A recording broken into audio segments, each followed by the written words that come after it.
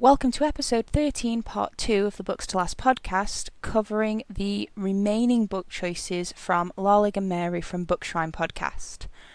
This is continuing from our previous episode, so if you haven't listened to that first one, I recommend you do. It's really fun.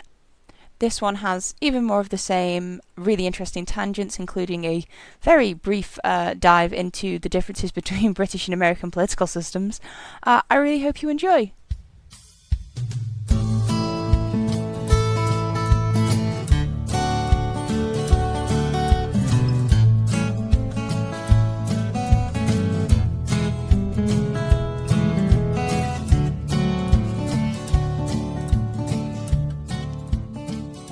Moving on to our fourth books in the lists. What is going to be joining you in your locations? Okay, so it seems like I'm having a theme, and for some reason I wrote genre nonfiction, even though the last 3 books have been nonfiction or 2 books. Wow.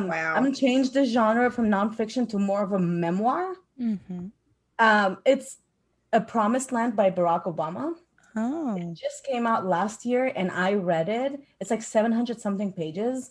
But as somebody who grew up, like obviously when Obama was president in America, I think it is very nice to have, like, to read his point of view of all the 8 years that he served as a president, and him trying to explain or even tell everybody the story of what really happened from his point of view, because we can literally make up a story and say this is what happened, but I wasn't there. So it was kind of nice to read his point of view, and I just really enjoyed that book, and I would recommend it to anybody who had an impact by Barack Obama in the 8 years that he was president. I have been meaning to read both of the Obama's books because I've heard it sort of said. Becoming is also so good. Yeah. That's a runner-up.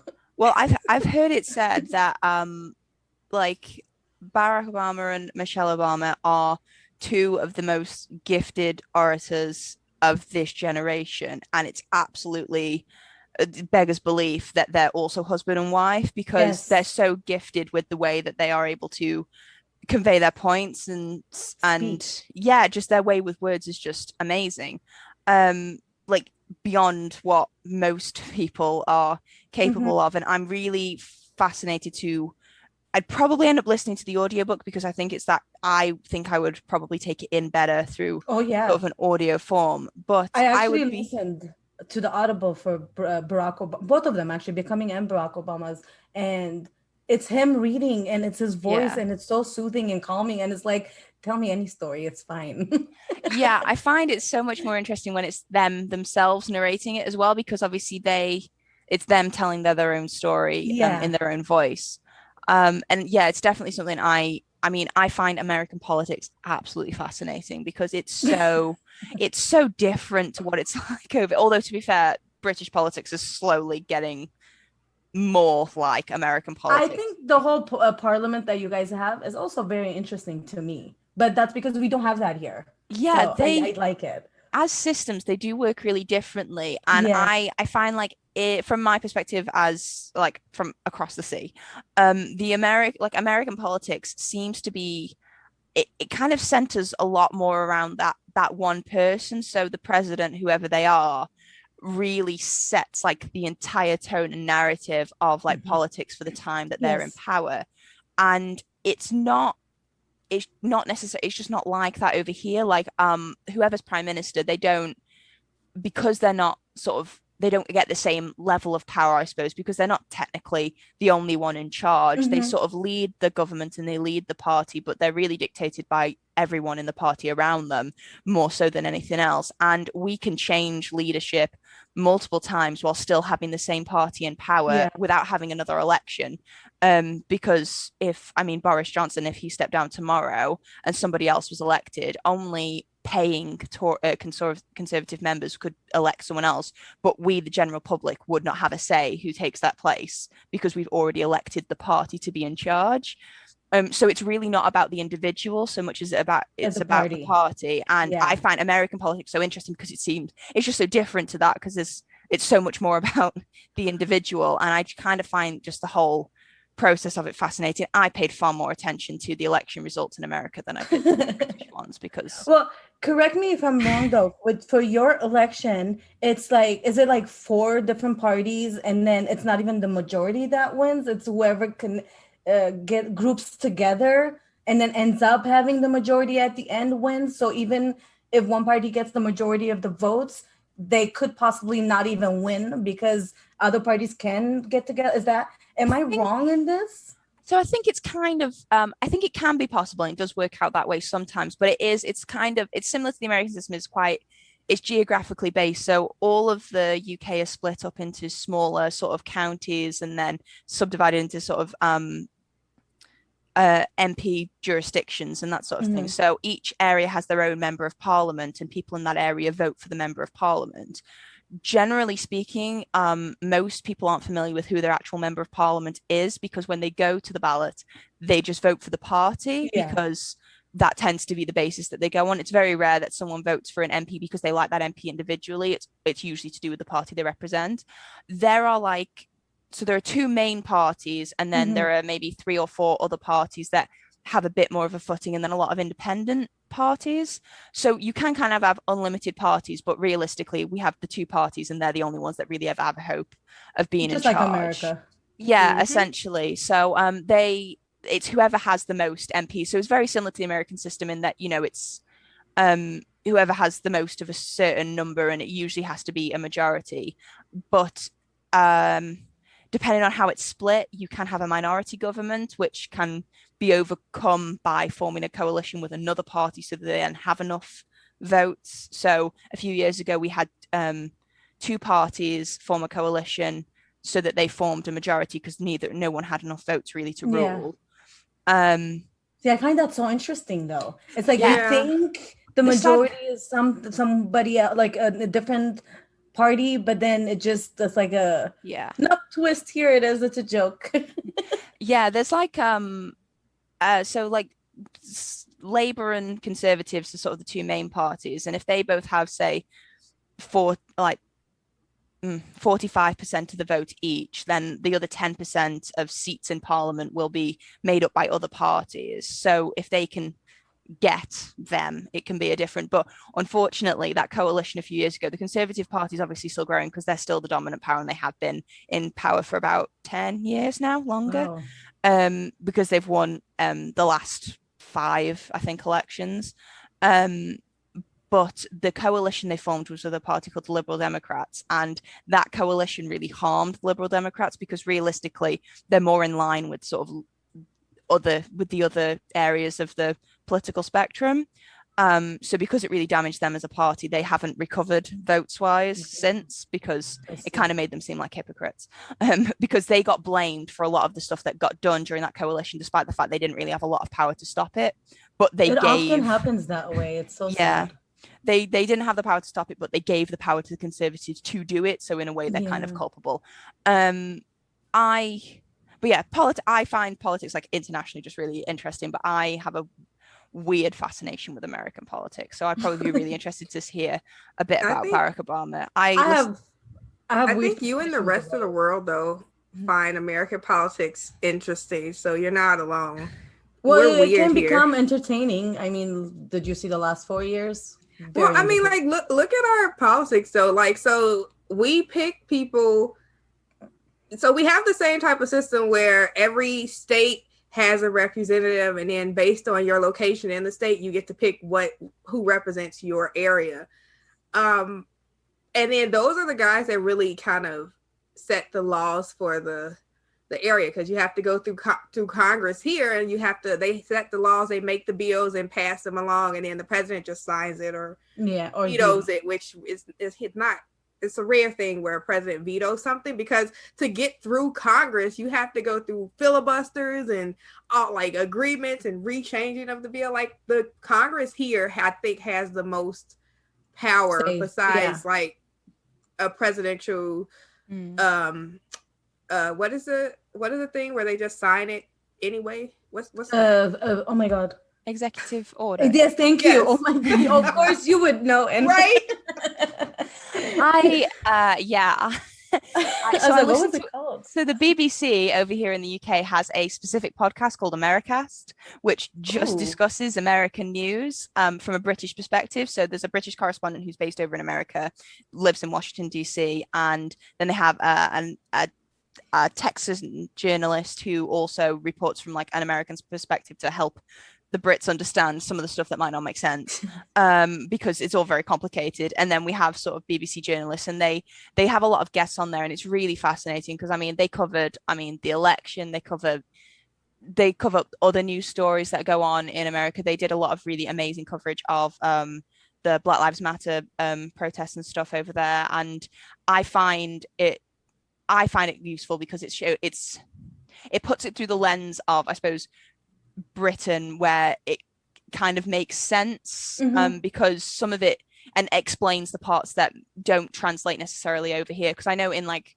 America, each state, obviously their governor and their sort of elected officials, they have probably a lot more power over their sort of state than, members of parliaments don't really have power over their jurisdictions over here. They're just a person that we are allowed to email and say this is what we want, and we can tell them and what we feel like, and we vote for them. But realistically, they're just a person who just goes and puts our views as their area forward.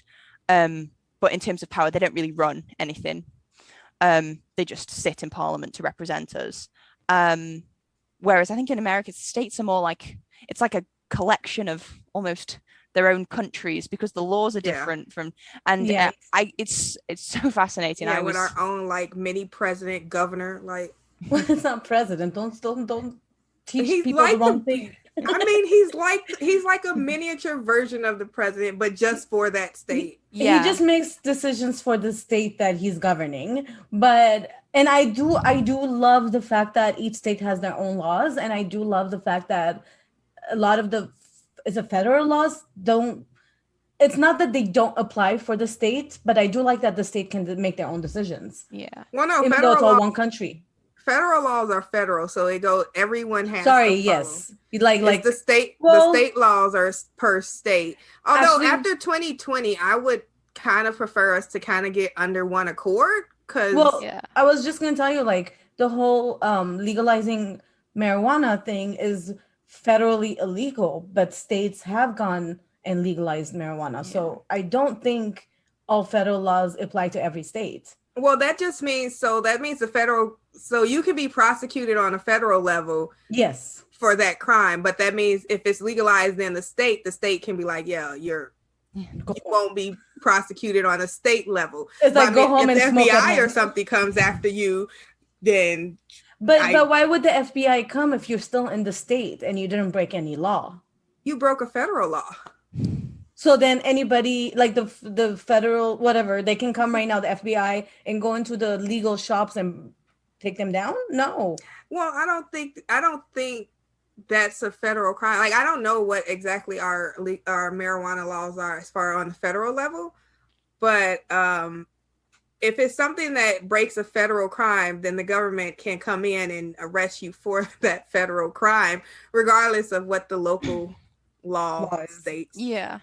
I think the analogy I've heard used is like each governor of a state is kind of like the prime minister of that like area. So they have a similar sort of power, I suppose, to our prime minister, because our prime minister doesn't actually make any decisions on their own. They are fully supported by like neither the royals, team right? And party. Well, so okay, so I had this debate with someone on Twitter, which really I should have known better. My argument is ultimately the government runs the country, because people like to say that, the Queen is still the head. She's still the head of state for the UK. So technically she is, the last word on everything. However, she's not involved with the running of the country day to day.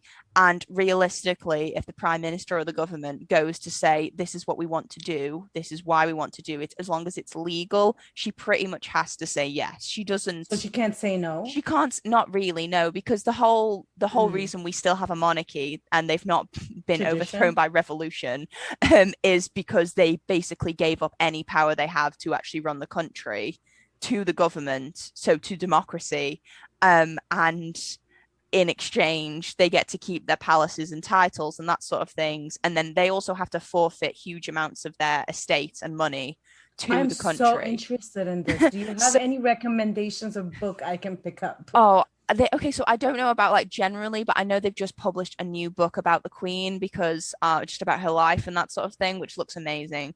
What is it called? I think it is literally just called The Queen. Okay. I Fitting.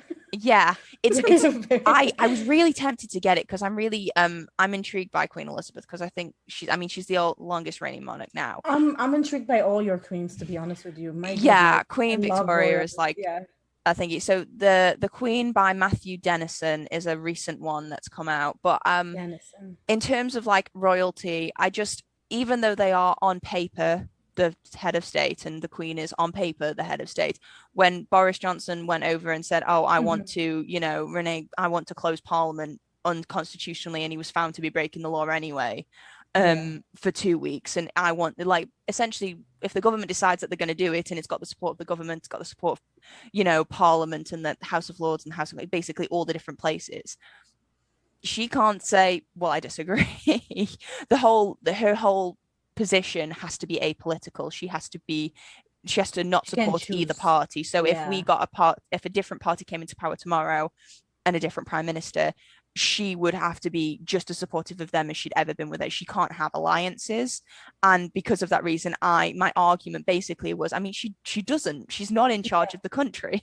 No, I agree with you. I whoever argued with you on Twitter must not know what they're talking about, because at this point, I just feel like, look, I love the royals. I'm intrigued, but it's mind-boggling that they're called the monarchs when they can't really control anything, and it's not a monarchy anymore. Well, I still find it bizarre that we have Queen. we have UK territories overseas. It's like, no, we're in the 21st century. We should have UK territories in the UK. Isn't Canada part of the Commonwealth? Yeah, so the Commonwealth, I think, is not quite UK territories, because they kind of, I think they're in charge of them. Well, they are in charge of themselves. Yeah. But I don't really know how much it has actually plays into it. I do have a nice Canadian friend I should ask about that. But something about the Queen and Canada is together. I know that there's something together.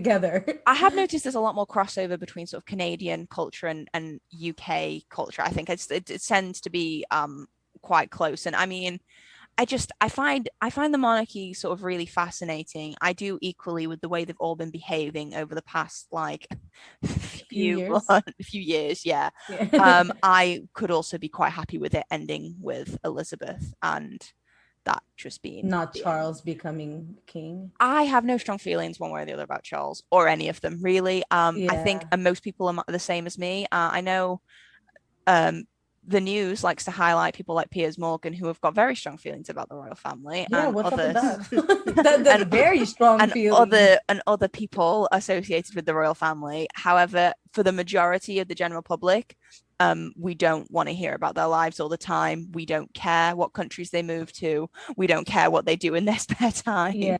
Does it bother you that your money pays a lot of their stuff?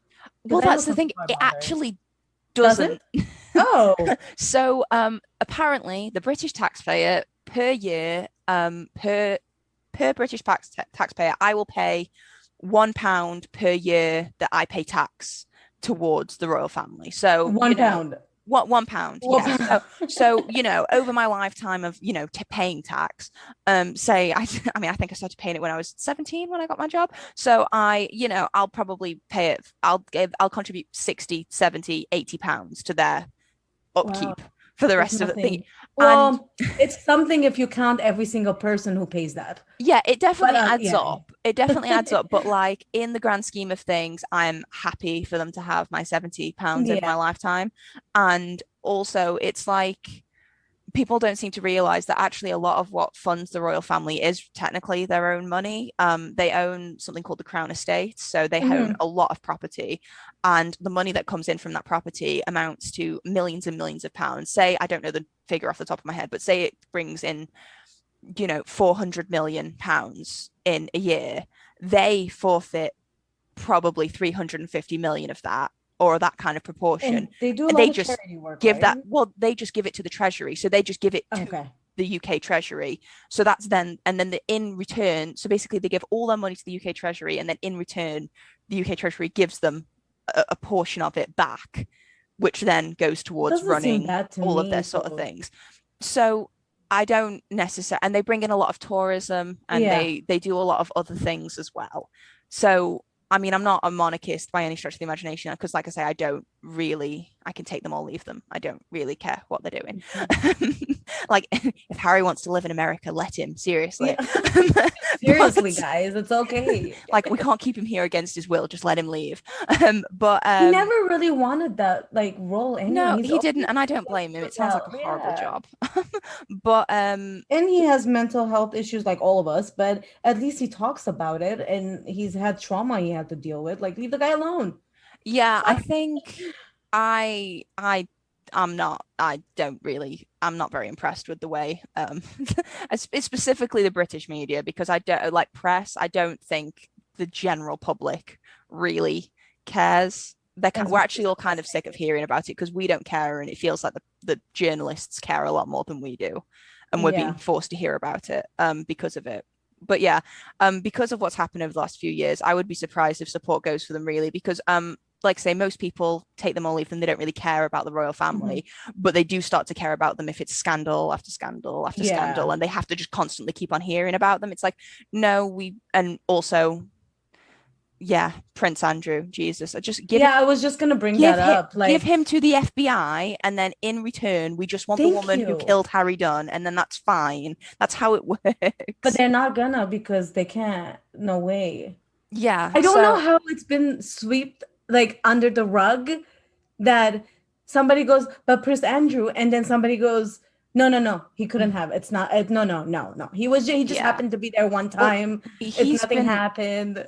So he's not officially been stripped of his like military rank, I don't think, but he was in the Navy, and there was this big to-do at Prince Philip's funeral, because basically they weren't supposed to be wearing their military attire, because they all have sort of ceremonial military attire, and everyone said it was because Harry basically doesn't have a military title anymore, because they took it off him when he moved, which I think I find that so weird. Like, it's really wrong, because he still served in the military. Exactly. He was. It's like somebody got a PhD and then they get fired from a hospital, so they're like, okay, you're no longer a doctor. Like, it doesn't work that way. Yeah, and out of everyone in the royal family, he actually did a tour. Like, he actually was. Yeah. He actually served in the military. Yeah. So if anyone deserves it, it's him. But there is theories that wasn't really the reason why they weren't supposed to do it. The reason was they didn't want to see Prince Andrew in his naval uniform, because they don't want to be associated with him. So they just said no one could wear it, and then supposedly just let Harry. Poor guy. I cannot back that up with any facts, because we'll never be able to, because the royal family does not talk about these things ever. But I think personally that is more likely than they just said, oh, for the sake of Prince Harry's, embarrassment, we're not going to do military thingy, because he'd be the only one not in it, because clearly, based on the way they've behaved over the past year, they don't really care, and they would have been quite happy to let Harry stand there without any military attire. Personally, I think it'd have to be someone else's reason. But Harry's my favorite. I'm not gonna lie. Oh, he's my favorite as well. He's the best looking one. He's the only one who doesn't look like he got all the best genes. Like, I wasn't gonna talk about his look, but I agree. And it's funny, because when I was much younger, I lived in Lebanon, and I would watch, obviously, Princess Diana, and like, it was a big thing everywhere in the world.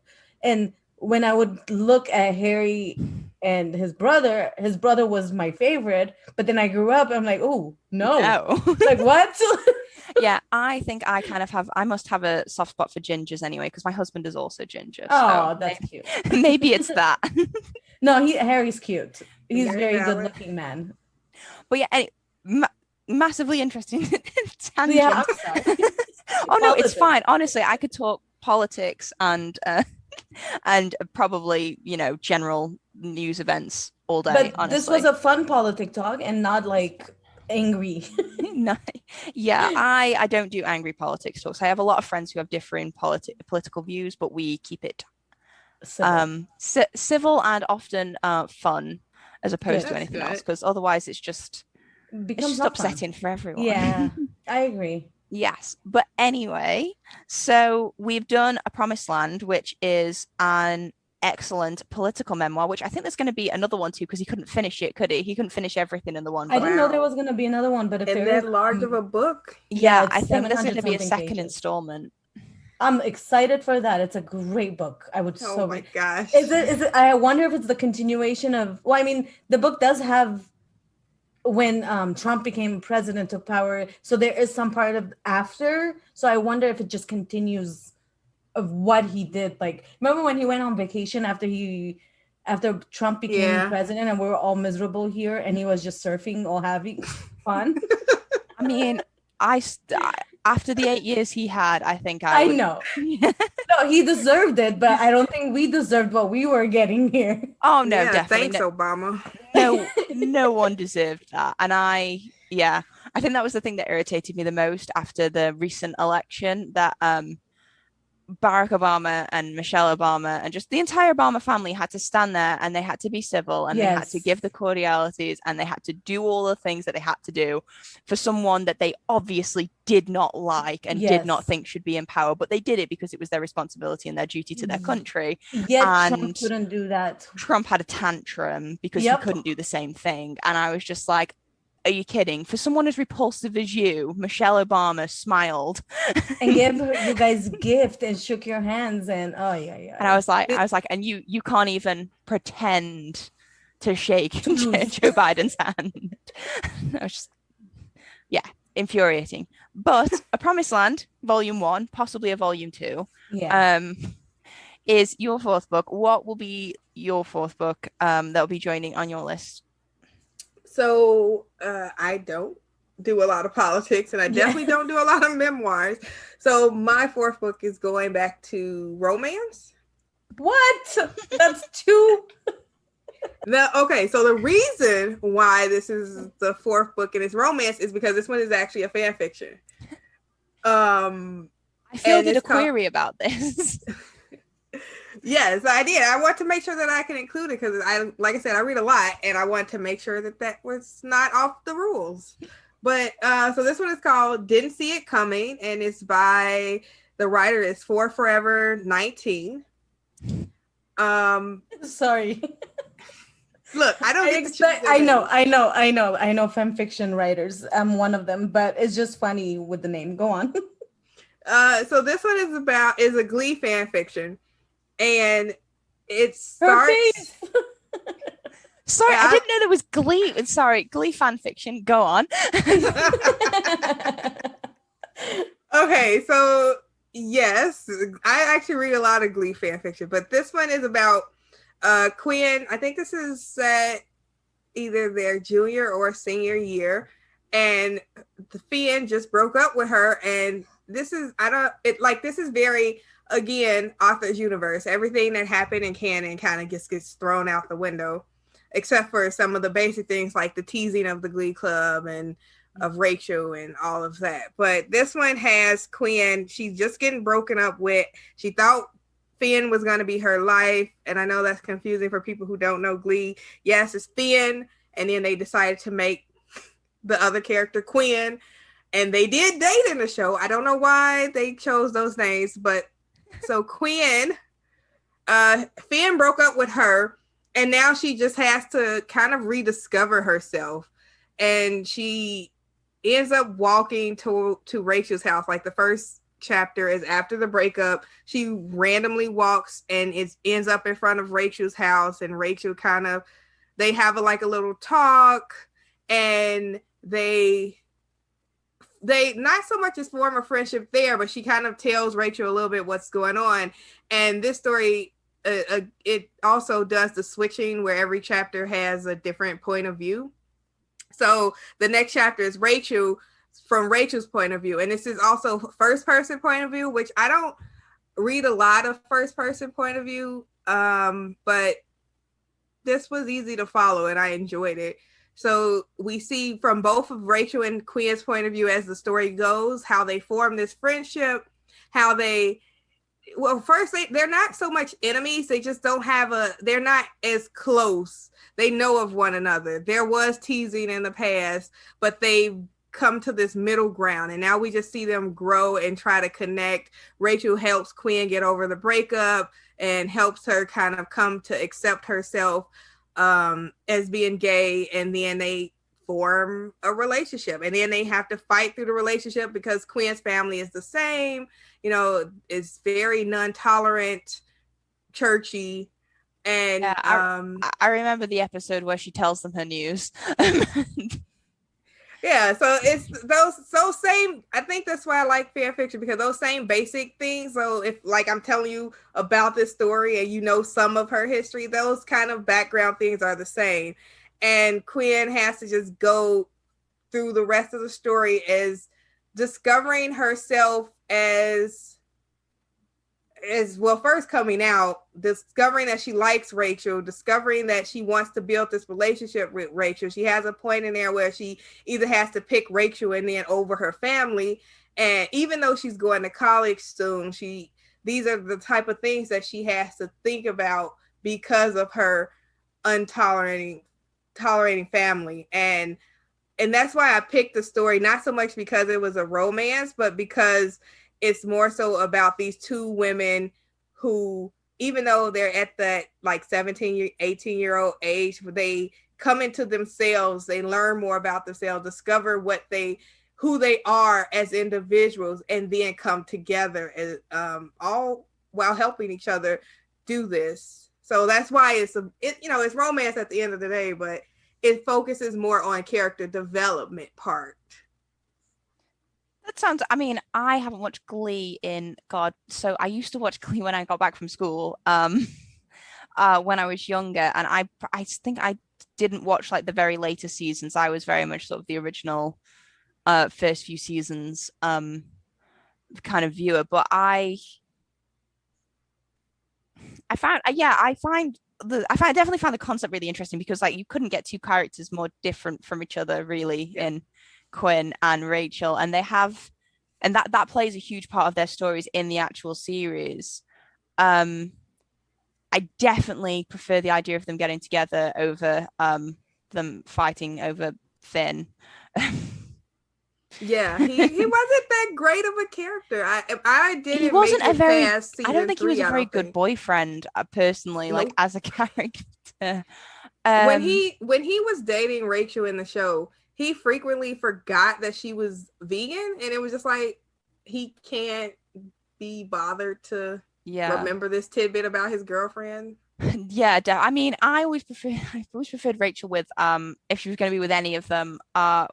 She was with Jonathan Groff, who played Jesse for a bit, and I always thought they made more sense together, even though he was a horrible person. And it just I suppose in terms of personality types, but yeah, it's a really interesting like exploration of it. Like I say, because I haven't watched Glee in so long, you're making me want to rewatch it actually thinking back to it, because it's been a while. I always found the way that they explored character development in Glee really interesting, and I find the concept of like doing that even further in fan fiction really interesting, because I think the TV show, there's a lot of characters, so you can't really explore every character fully in a TV show when there's so many. Mm-hmm. But when you take it to fan fiction, that writer can decide to focus on one or two, and we can see them grow into the people that, as we were watching, we wanted them to be.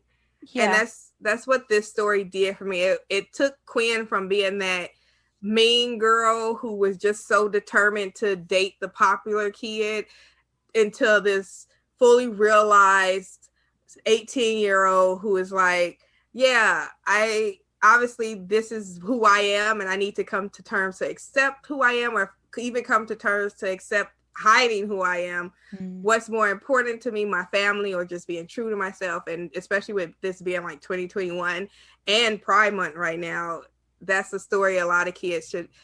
So it's something that should have been in the TV show, I think, more, which they kind of did with Kurt, but yeah, there was a little bit of, I suppose, but definitely not as much as there could be, because I mean, I know my absolute favorite episodes, and as we progressed in the series, were when Kurt was with the Warblers. Was it? Is that what the group was called? Yeah, I really enjoyed that, and I recently found out, like years later, that Grant Gustin, who plays the Flash, was also in Glee, and I didn't know.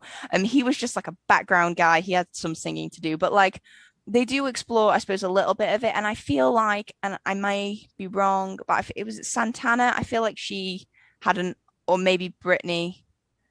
Well, Santana, she does. Like, so those were later. I didn't watch past season since the beginning of season 3, so I didn't see Santana's whole coming out thing, but she had a rough one where her parents, I think, accepted her, but then her grandmother didn't.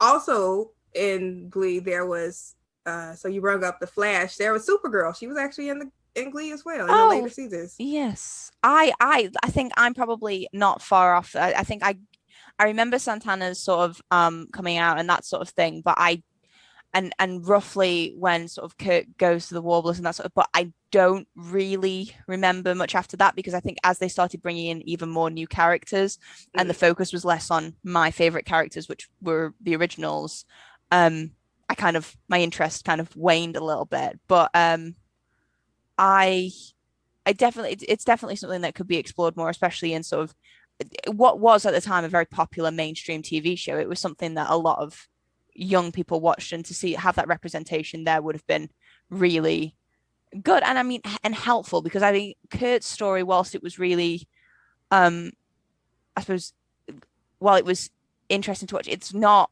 this, that's not the quintessence, it's not the same experience that everyone will have, and I suppose it's good to be able to explore different sides of that as well. Yeah, because Kurt had more, so he had from the very beginning, he was out and he had this accepting father. And again, the Santana thing, they kind of showed her coming out and then having the grandmother that didn't so much as agree, but they did, like, if it was Quinn who did it, it would have been I think a little more impactful, because she already has this father, well parents who are religious, and then the father who kicked her out of the house, and then now she's back in the house with the mother, but then the mother could have tipped, like this could have been a tipping point for the mother. And that's kind of what happened in a lot of the stories from Glee. They show, like, if they want to do the first season as it happened and then they take off from there and do something different, they'll show the biggest obstacle for Quinn, if she was to come out, would be her mother and her fighting whether she wants to give up the last person in her family that she has after her father then went off and did whatever he does. Yeah, definitely. Side note, not quite thinking, but Kurt's dad is probably, he was one of my favorite characters when I watched it, because I just loved him so much, because he was always trying so hard and his heart was so in the right place and didn't always get it right. But I remember that was very important though, to have him, to show him doing that though as a parent. And that was pretty great. I'm gladly giving Glee props where it deserves its props. There was issues that they could have done things different, but I'll let them be great where they were great. Yeah, it was definitely. And I mean, so much is supposed to come out. It's I mean, there's still Glee franchise going even now, isn't there? It's not completely gone, it's just different. It's like, I don't know if there's like a TV show or anything like main media that they do, but I know the fandom, like I've been in many fandoms over the years, because I've started reading fan fiction in, I want to say 8th or 9th grade, and a lot of the fan fictions kind of dwindle out as the show ends. But this is probably the longest fandom I've read for that still has great works coming out. Like, this story came out, let me see, did I write down when it came out? This story was published in 2019. So, it's recent. Yeah, exactly. So people are still writing for this fandom. And unlike Buffy, like I started off with the Buffy fandom. Buffy. And and those stories though they have kind of really dwindled down. Yeah. And you don't see a lot of people writing new things for them. But Glee, there's a lot of new things for Glee. And I really appreciate the writers for keeping it going, because I enjoy those characters a lot. Yeah, me and my best friend rewatch Buffy. Just generally on a regular basis, we'll have like thing, and I I don't actually. I might duck my head into the land of Buffy fan fiction because I imagine that's. Spike? So I have. Sorry. I was not Wow. like I was not like a huge Angel fan personally. Yeah. Like I was, and then I wasn't, and then He's too good. I like Spike a lot better as a character, and I don't know whether it's because of his accent or because he's funnier than Angel, or I don't know what it is. And because he's the best. We just don't talk about that one episode. Yeah, there's the writers did that, not Spike. Well, that's the thing. Joss Whedon is a man who makes choices. I love the way you put that. And like all men who make choices, sometimes they're not good ones. And he's. I mean, it's obviously Buffy's definitely a product of its time, like in a big way. Yes. I find that whole era of like television are really interesting because it's like that sort of 90s noughties high school drama with a supernatural element, because I've watched Buffy, I've watched most of Smallville, and me and my husband recently started watching like One Tree Hill because we'd never seen it.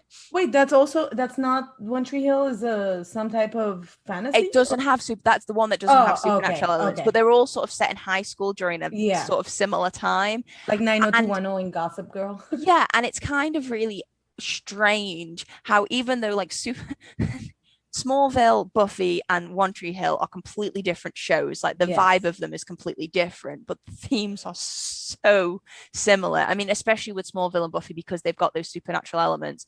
Like Smallville's very sort of happy and it's very upbeat and that sort of thing most of the time. It's very light, and you only have to put like the theme tunes next to each other to be able to see basically the tonal difference between the two, but essentially they are the same show in their structure and in the way that they handle stories over their 7 to 10 seasons. Supernatural, like the show Supernatural falls into that category. I've been meaning, so I've never watched Supernatural. Wow. Because I used to be a huge Doctor Who fan. And I used to? Okay, so I haven't watched it in a while. I am not up to date with Doctor Who. So that's okay. I am a up to Matt Smith Doctor Who. Oh, he's my second favorite. David Tennant is my favorite. Of course. He's the best one. He's my doctor.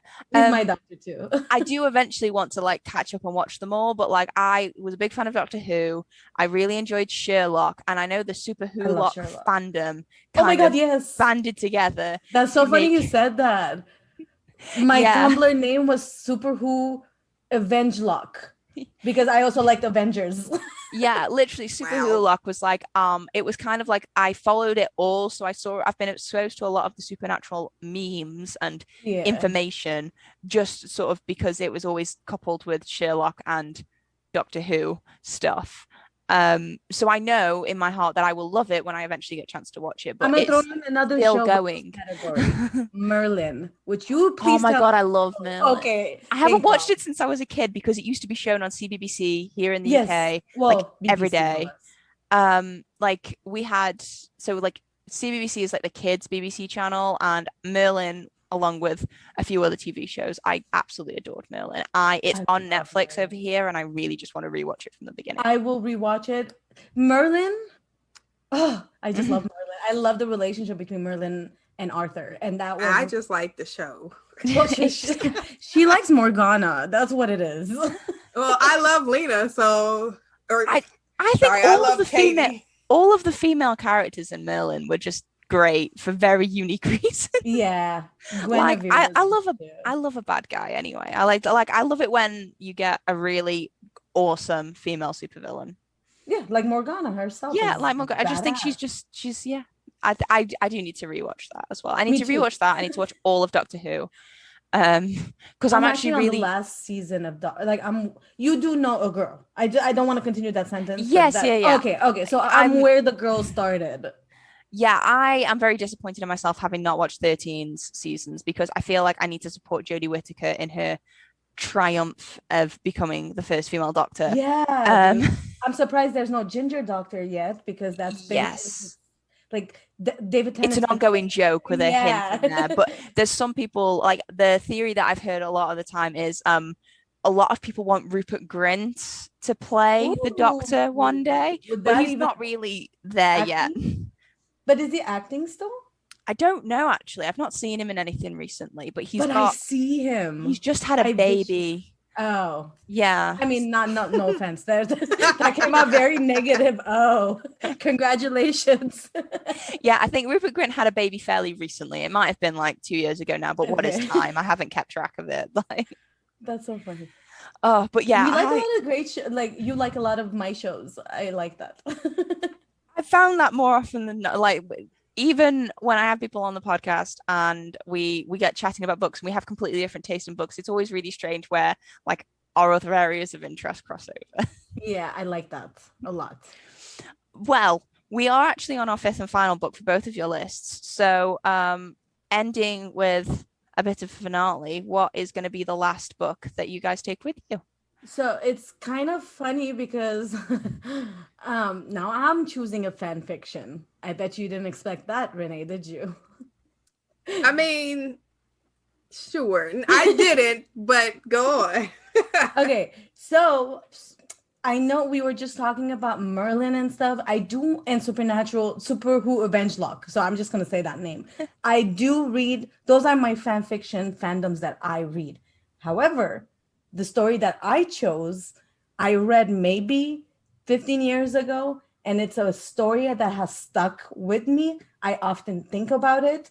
And I not only that, I went to the website, which is, this is going to show my age, but it's an angelfire.com website. Oh, God. And I've actually taken every single chapter and put it in my own Google Docs because if it ever disappears off the internet, I have to have that book or the story. So it is not a Super Who Avenge Lock story. It's a real person fiction. And I kind of don't want to really say who it's about, but I'm just going to tell you what it's about. So it's very interesting in a sense that it's set on these famous people, and this was written back in 2003, so you can imagine who the famous people were at the time.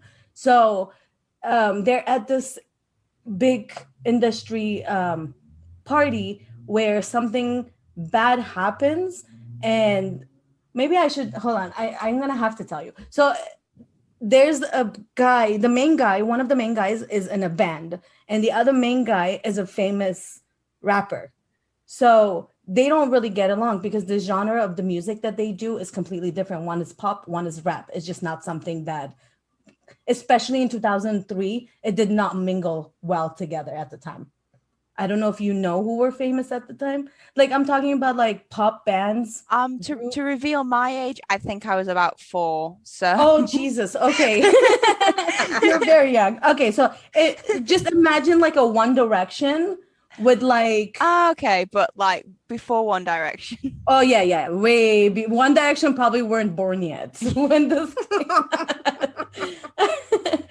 so the main guy from the band gets assaulted. I don't want to use the word, but it gets sexually assaulted. Okay. And the rapper actually walks in on that while it's happening, and he ends up like obviously breaking it up and then just saving the guy. And then he takes the guy because they're at a very public industry where all eyes are on them and there's media. So he kind of finds a way with the bodyguards to sneak from the back of the party, and he takes them home and he cleans them up. And then that's when like he helps him heal from the trauma that he just went. But it's about the whole relationship, and it's how they build and how he's taking somebody who, especially at the time, could not come out because it was such a big deal in the early 2000s. Like especially famous people would not come out and say, hey, I'm gay. So it was a very closeted helping each other and getting in a relationship.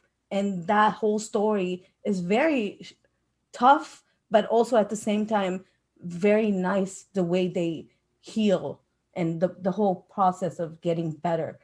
And that's the story has been stuck with me. I didn't even tell you what it's called. It's called Complicate Me, and the author's name is Kat B. That's as far as her name was, so I can't really tell you more.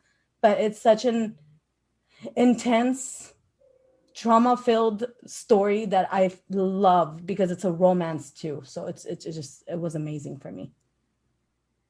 I like a lot of angst when I read fan fiction, but I've never been into the hurt comfort tag on AO3 because I don't care for those. This was long before AO3 and there were no I'm just saying that it'll be like if this was on AO3, it would be under hurt comfort. Yeah, I did immediately think of that. And actually that is a trope name that I've only just learned because I joined a readathon this month, and one of the bingo card things was the hurt comfort trope. Which book box?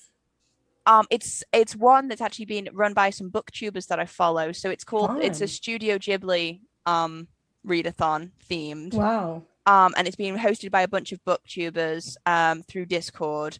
And then they've done like a bingo card, and they're going to be some movie streams because I've never seen any Studio Ghibli films either, and I really need to fix that. Yeah. So I'm going to this month.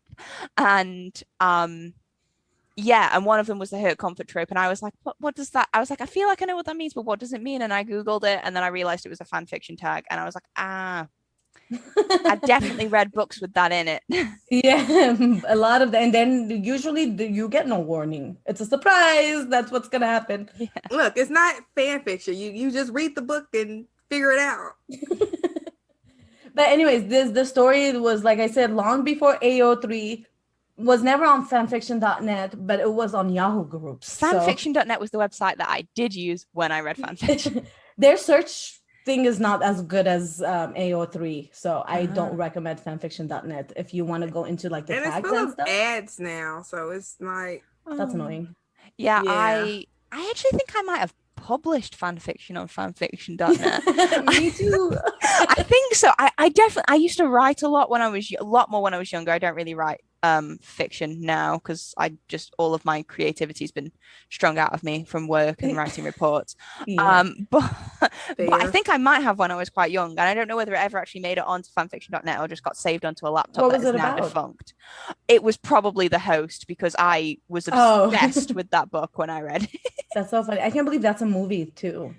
That movie's so bad though. They're all bad. All the movies are bad. Like all the movies that are her books are horrible. I have told this story before on the podcast, but literally my best friend now does not trust my judgment in movies, even as much as I don't trust my dad's judgment in movies, because I made her pay to see The Host and she's never forgiven me. It was horrible. I'm not gonna lie. That movie was horrible. But it's got the such ending good was worse.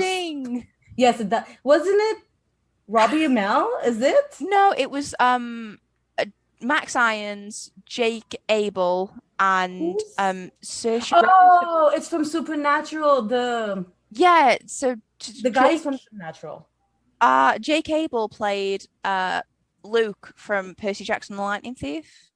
Never seen that. Well, and Saoirse Ronan's been in loads of stuff, and she deserves some kind of award. But it just seems like she's amazing in what are generally just okay films. Like she's always fantastic, but the films she's in aren't as fantastic as she is, and she needs to just be put in something that's amazing so that she can win something for it because she's a fantastic actress. And Max Irons, I don't know if he's famous for anything else, but his dad voices Scar in Lion King.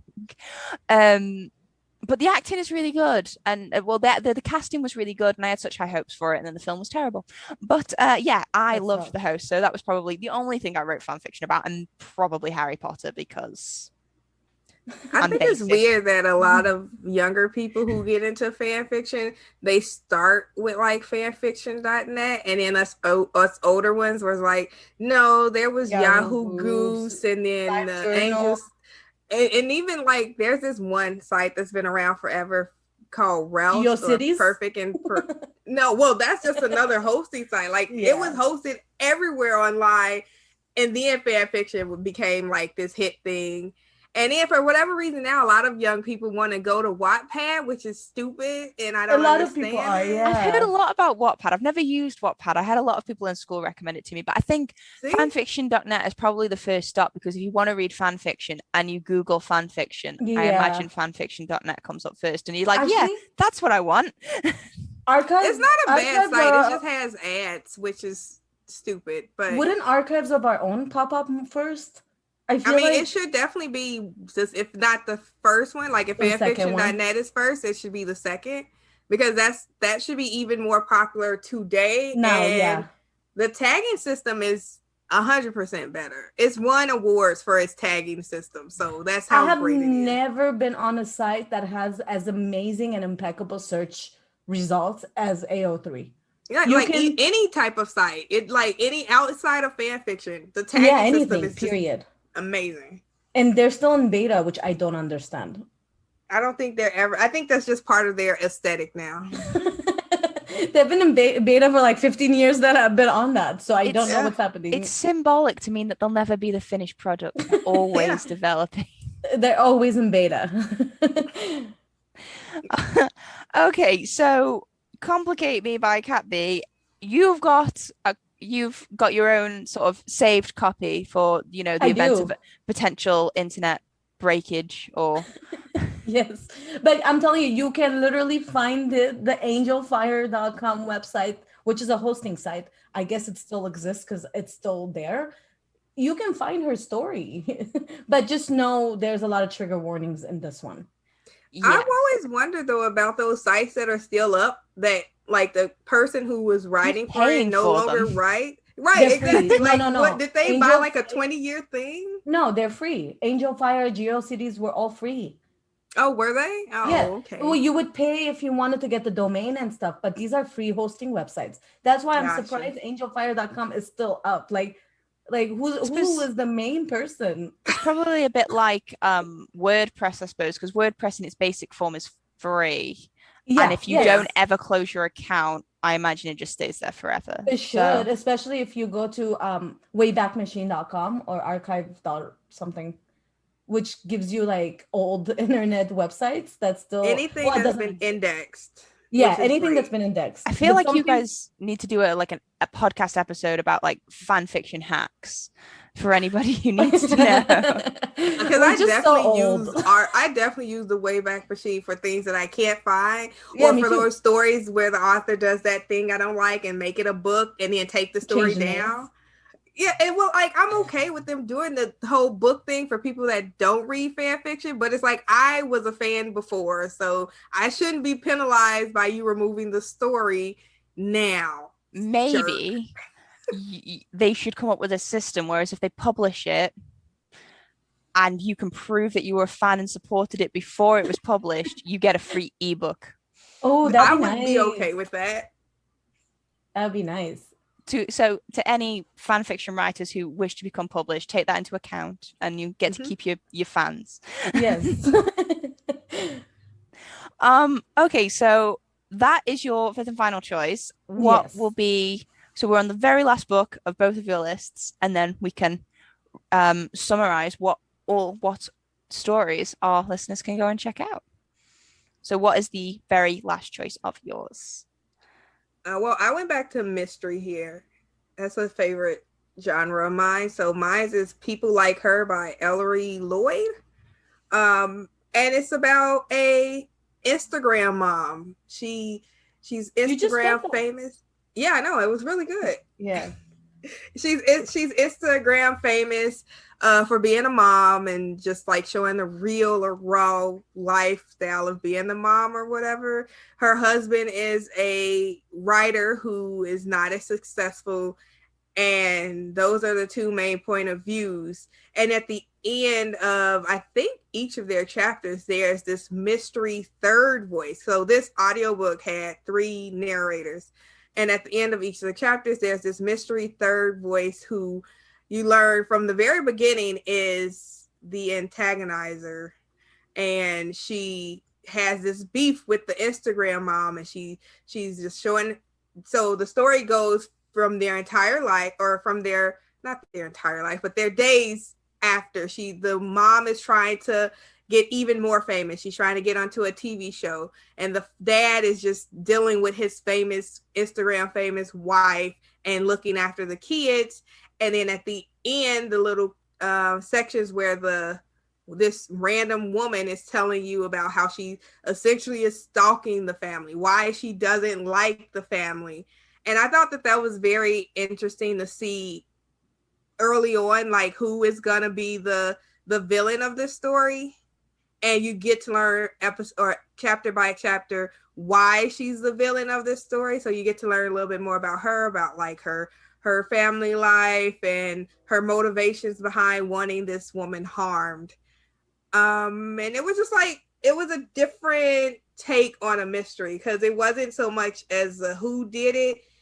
It was just a why did they do it and how they are going to do it, because you don't learn how it happens until the end. I mean, I guess that sounds really, and it's a recent read, so it's obviously made like a big impression. I find it interesting tackling, like, I suppose, Instagram influencer fame as a topic and its impact on people around them, because I have feelings about people I mean, to be fair, people making there's some really amazing, like, I suppose what you'd call influencers on Instagram and that sort of thing, but I find it really fascinating, people who are able to make entire careers, I suppose, and money out of I suppose parenting and just day-to-day things that I suppose most people do. Well, I think that speaks to just like the consumers want of seeing like these random people do things and want that validation of, okay, it's okay because she also does it too with her kids. And I think the influencers, which this book kind of talked about, how the influencers show you just like very specific moments in their life, and it's not always authentic. So she showed herself as being this mom who struggles with kids that might throw tantrums. It might be messy and not being able to clean her house every day, how the standard or how media wants you to say moms need to be able to clean their house, cook, and do all of this. And she shows her life as being very unpopular for how the society tells us to be.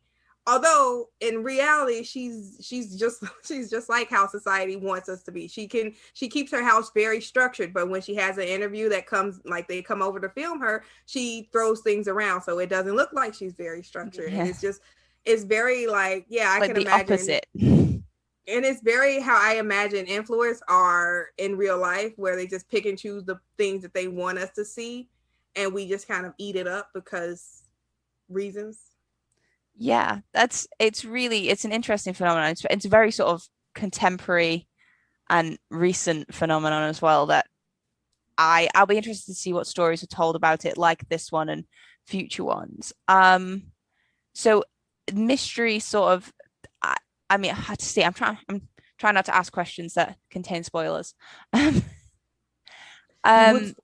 so you would ask me and I would give you the right answer without thinking about it. I'm trying not to spoil for listeners who might want to read the book themselves, more so than for myself, because I happen to be a reader who doesn't really mind spoilers. If someone tells me what happens, I'll probably still read it anyway. Yeah, I'm the same way. See? It doesn't take away the enjoyment, unless it's something that I suppose I desperately didn't want to happen or don't want to read, and then that might prevent me from reading it. But it's not the knowing that stops me. But so I mean, in terms of the change in perspectives, you said, is it quite? I mean, I suppose that would be the mystery, wouldn't it? We don't know straight away. Would you recommend the audiobook because it has those different narrative voices, if someone wanted to check it out? Yeah, I definitely would say give the audiobook a try, because I think I started reading this one when I was like on a treadmill, or listening to this when I was on a treadmill. So it kept me going on the treadmill because the story was interesting. And then when I first got to that part where we heard this third voice, and I didn't know who she was, I didn't know how she connected with the characters, and I was just so confused, and it kept me going until the end of the second chapter where we hear her voice again. So I would definitely say audio is worth it, just because also the different narrators. Awesome. And I think that's a really great place to sort of leave it, because I mean, with it being a mystery, I don't want to, if people really want to check out a mystery that centers around sort of Instagram influencing and people who might want to cause them harm, I think that that's a really good place to sort of leave it. Would you guys mind listing off your 5 choices just for the benefit of any listeners, so they can just be reminded of all 5 of them for each of you? Of course. So for me, it was The Gilded Ones by Namina Forna, The History of Sexuality source book edited by Matthew Kuffler, I'll Be Gone in the Dark, One Woman's Obsessive Search for the Golden State Killer by Michelle McNamara, A Promised Land by Barack Obama, and Complicate Me by Cat B. And my 5 are The Gilded Ones, the Rome McElroy by K.L. Hughes, Home Before Dark by Riley Sager, Didn't See It Coming by 4Forever 19 fan fiction, and then People Like Her by Ellery Lloyd.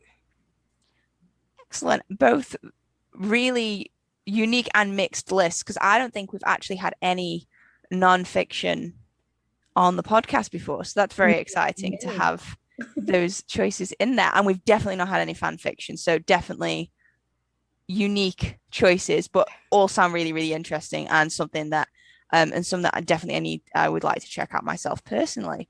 So you said I think you said this is the most difficult task anyone's ever set you.